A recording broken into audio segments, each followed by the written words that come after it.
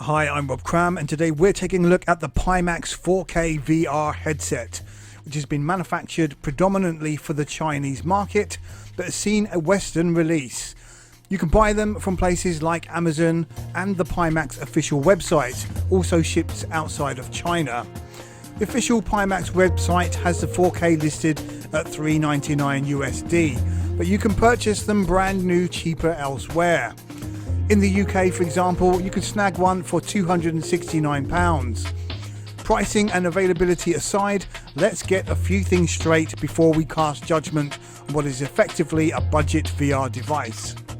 First things first, unlike the recently released Oculus Go, the 4K needs to be tethered to a reasonably powerful PC or laptop in the same way the Oculus Rift does or Vive.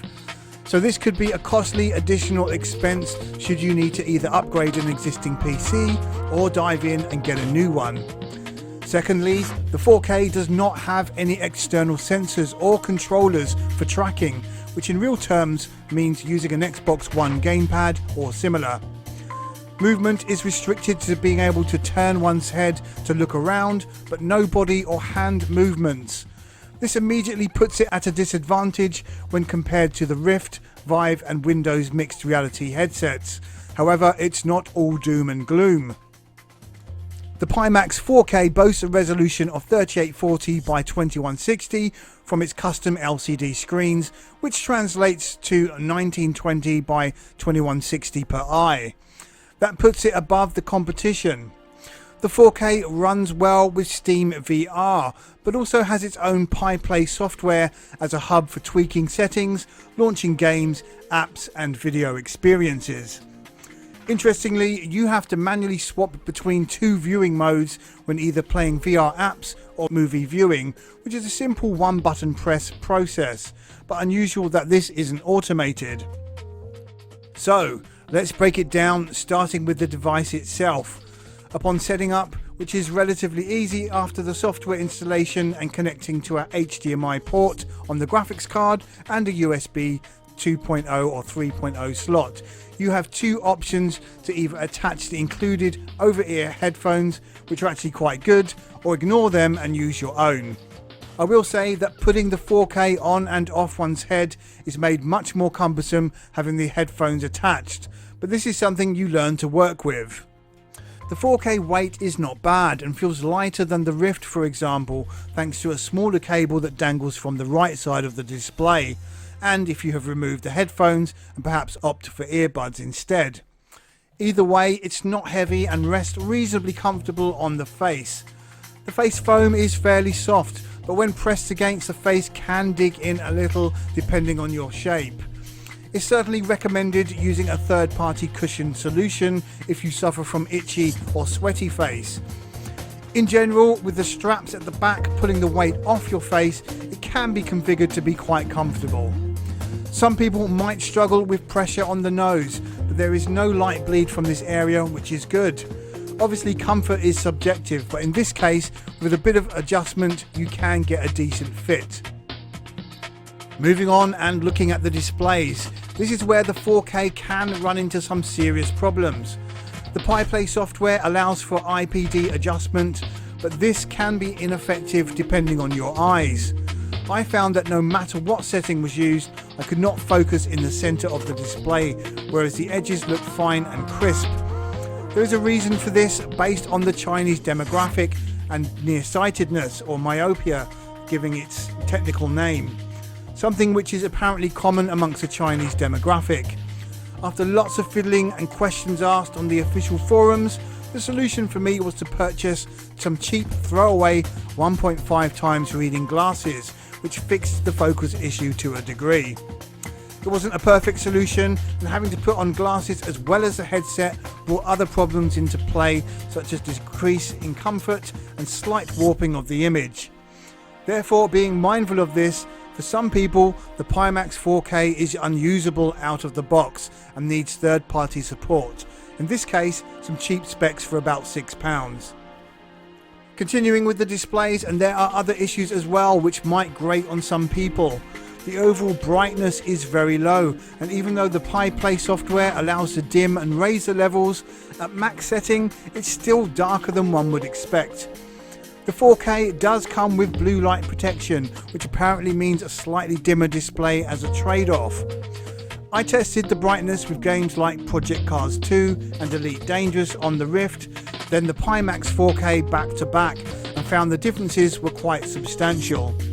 There's also a difference in refresh rate, which on the 4K is locked to 60Hz. When compared to the 90Hz of the Rift, it makes a lot of difference in terms of smoothness when playing.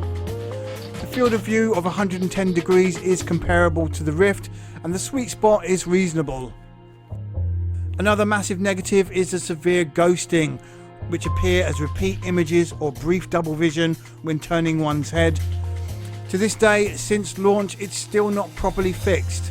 A new update is apparently going to address this problem that won't go away, but at the time of testing, the ghosting is still apparent and something you learn to live with. So you might be thinking, is there anything positive to say about the Pimax 4K displays? And is it worth it for playing VR games? Well, yes, if you don't have a Rift to compare to and the focusing of the image isn't an issue, then the displays are pretty fantastic, to be fair. Very fine details can be seen, and things like cockpit text in Elite Dangerous are way more readable and just generally sharper compared to the Rift. In fact, due to the dark nature of Elite, the Pimax 4K is well suited to this game, as the 60Hz restriction is not an issue either. Playing Skyrim VR also presented some wonderful looking visuals with crisp details when viewing up close NPCs and less blurring of distant objects. There is a far less noticeable screen door effect, which is a massive plus point as well.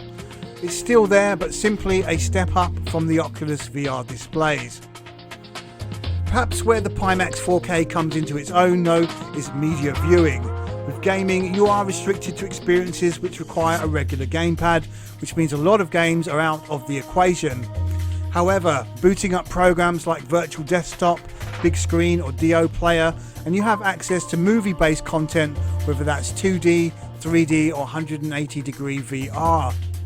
With the source material being of a high quality, such as 4K or 2K resolutions, then the Pimax 4K comes into its own with an excellent movie viewing experience. Whilst not as slick in terms of interface in getting things up and running as the Oculus Go, the overall movie experience on the big screen works very well and is a major selling point. It's probably fair to suggest that movie viewing is akin to looking at a 1080p display, whereas the Rift and others are more like 720p. But perhaps this should be regarded as anecdotal rather than a technical analysis. So, let's conclude here. The Pimax 4K is a cheap entry level into VR with a fairly easy setup process and access to the Steam VR library of content using a gamepad, which means there is plenty to mess around with. It's a fairly comfortable device to wear, but comfort is subjective, so this has to be taken into consideration. There are potential problems with the overall focus depending on your eyesight, but there are easy solutions available if you do have problems, although these aren't perfect. For gaming, the displays offer a crisp but darker image overall with little screen door effect, making it well suited to cockpit games like Elite. However, the best use case comes from viewing Ultra HD video content, which looks very impressive against its peers. So, can I recommend a Pimax 4K? I would say yes if the price is lowered somewhat. However, as it stands, the device is too hit and miss to fully recommend unless Pimax can work some magic and fix the ghosting and focus issues. Gamers looking for a bump in resolution for specific cockpit style games will find more use from the 4K than those looking for a general VR device. Those wanting a high quality media viewer would do well here also. Pimax are currently working on the Pimax 5K and 8K headsets to be released this year as the next generation of their hardware, boasting increased field of view and resolutions. If they can solve the teething problems of the 4K, then these headsets will be an incredible upgrade for people with current VR devices. So as a vision into the future of VR, the Pimax 4K certainly has some positives to take away. If these are translated into future products, means VR enthusiasts are all in for a treat. if Pimax can pull it off. Okay, I'm Rob Cram, thanks for watching.